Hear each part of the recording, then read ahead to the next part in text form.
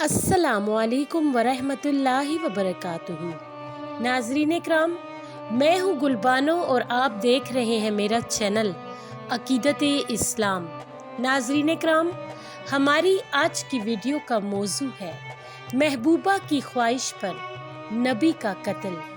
तो चलिए नाजरीन, अपना कीमती वक्त ज़ाया किए बगैर बढ़ते हैं अपने असल टॉपिक की तरफ। नाजरीन इकराम, अल्लाह ताला के बरगुज़ीदा नबी हज़रत याया अलैहिस्सलाम का तस्करा कुरान मजीद की 4 सूरतों आल इमरान, इनाम, मरियम और अंबिया में मौजूद है। आप हज़रत ज़िक्रिया अलैहिस्सलाम के बेटे थे, जबकि आपकी वालिदा अलीशे और हज़रत ईसा अलैहिस्सलाम की नानी हन्ना आपस में सगी बहनें थीं। आप इस वक्त पैदा हुए जब इनके वालिदैन बुढ़ापे की इंतहाई मनाजिल को छू रहे थे। चुनाचा आपकी पैदाइश भी किसी मौजज़े से कम ना थी। हज़रत ज़िक्रिया अलैहिस्सलाम ने औलाद के लिए बहुत दुआएं मांगी और अल्लाह ताला ने इन्हें शर्फ़े कबूलियत बख्शा।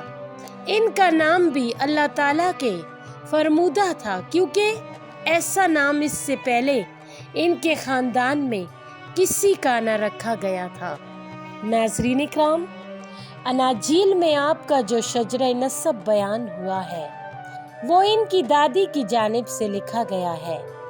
हज़रत ईसा अलैहिस्सलाम और हज़रत याया अलैहिस्सलाम हम उम्र थे, लेकिन जब तक हज़रत याया अलैहिस्सलाम जिंदा रहे, हज़रत ईसा अलैहिस्सलाम ने तबलीग का सिलसिला शुरू नहीं किया।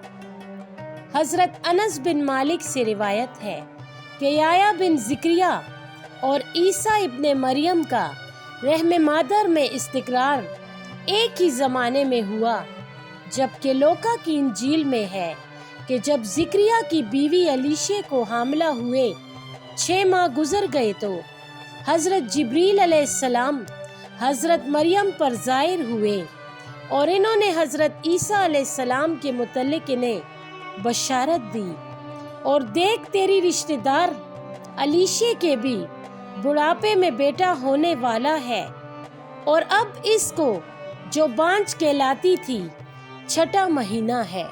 नाज़रीन इकराम, कहते हैं कि जब हज़रत ज़िक्रिया अलैहिस्सलाम ने हज़रत याया अलैहिस्सलाम के लिए दुआ की तो इसमें कहा कि वो ज़ुर्रियत तैयबा हो। चुनाचा कुरान मजीद में है कि अल्लाह ताला ने इनकी दुआ मंजूर कर ली थी। इस तरह याया नेकों के सरदार और जाहिद में बेमिसाल थे। ना इन्होंने शादी की और ना इनके दिल में कभी गुनाह का तसव्वुर आया, बल्कि अल्लाह ताला ने बचपन से ही इनके दिल को इल्म और हिकमत से मामूर कर दिया था।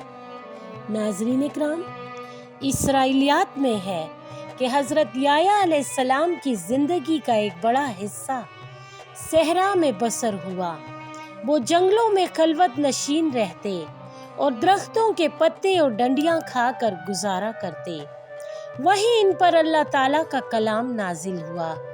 तब इन्होंने दरियाए उर्दन के नवाह में दीने इलाही की मनादी की और हज़रत ईसा अलैहिस्सलाम के ज़हूर की बशारत दी। नाज़रीन इकराम, हज़रत याया अलैहिस्सलाम बाइबल इन्हें यूहन्ना के नाम से भी मुखातिब करती है, पर अल्लाह ताला की खशियत इस दर्जा थी कि आप अक्सर रोते रहते थे, हत्ता कि इनके रुखसारों पर बाकायदा आंसुओं के निशान पड़ गए थे।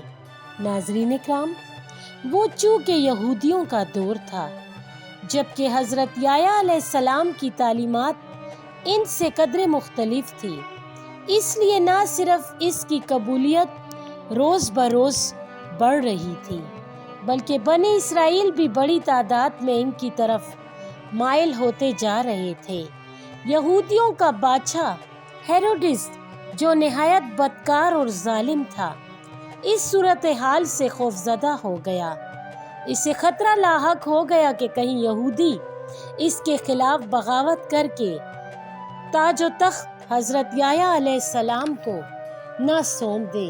چنانچہ اندرونی طور پر وہ بھی ان کا مخالف ہو گیا۔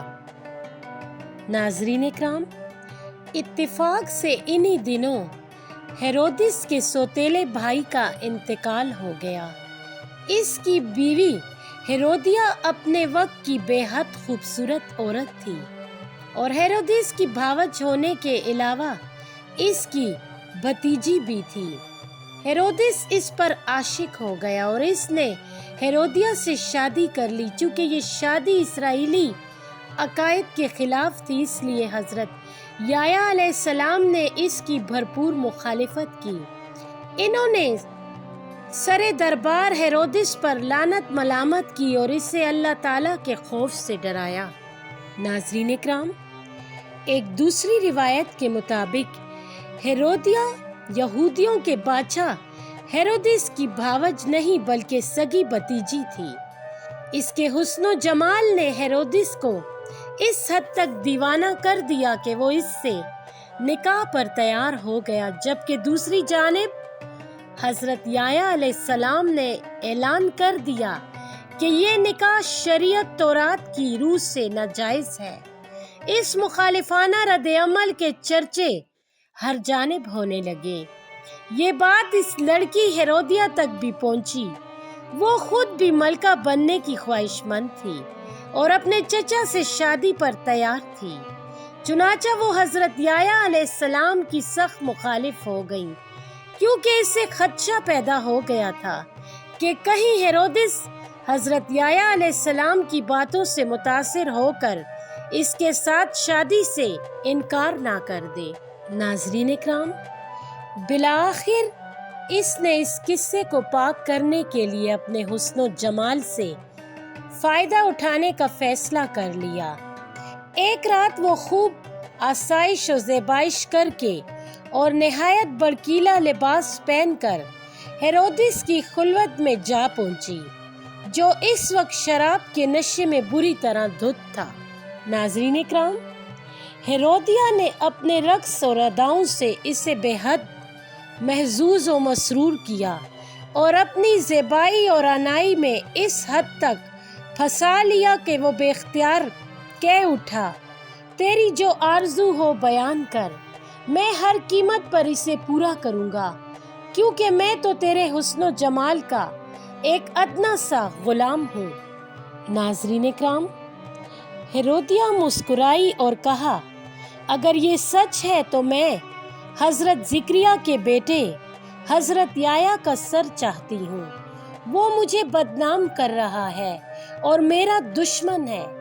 ہیرودس نے محبوبہ کی خواہش پر فوراً نبی کے قتل کا حکم صادر کر دیا، لہٰذا اگلے ہی روز حضرت یحییٰ علیہ السلام کا سر کاٹ کر ہیرودس کے سامنے لایا گیا۔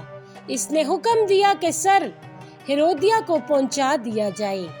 شامی اہلکاروں نے حضرت یحییٰ علیہ السلام کے کٹے ہوئے سر کو ایک تش میں سجا کر ہیرودیہ کو پیش کیا تو وہ پیغمبر کے کٹے ہوئے سر کو دیکھ کر بے حد خوش ہوئی۔